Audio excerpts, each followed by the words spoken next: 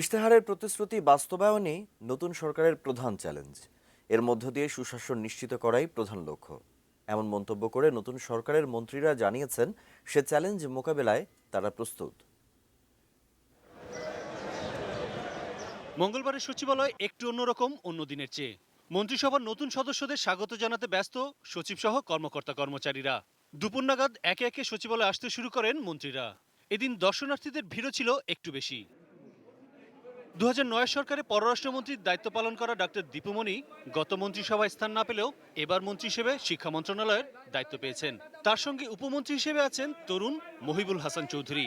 এই মন্ত্রণালয়ের যত অর্জন সেগুলোকে আরও সুসংহত করা এবং যেখানে আরও যা কিছু করা প্রয়োজন সে কাজগুলো করার ক্ষেত্রে আমরা আমাদের সর্বাত্মক প্রচেষ্টা চালাবো।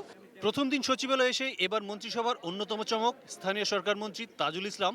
সবার আগে দলের সাধারণ সম্পাদক এবং আবারও সড়ক পরিবহন ও সেতু মন্ত্রণালয়ের দায়িত্ব পাওয়া ওবায়দুল কাদেরের সঙ্গে দেখা করতে যান। দুই মন্ত্রী তাদের অঙ্গীকার ব্যক্ত করলেন এভাবে। আমরা এবার সুশাসনের ব্যাপারে অধিকতর মনোযোগী হব, যে গুড গভর্নেন্স এটাকে বলে, অধিকতর মনোযোগী হব এবং এইসব বিবেচনা রেখেই মাননীয় প্রধানমন্ত্রী আমাদের নেত্রী দেশরত্ন শেখ হাসিনা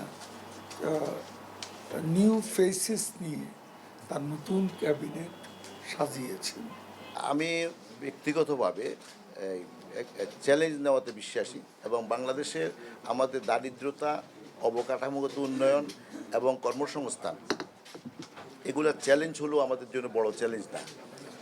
আমাদেরকে আমি মনে করি good governance is the big challenge.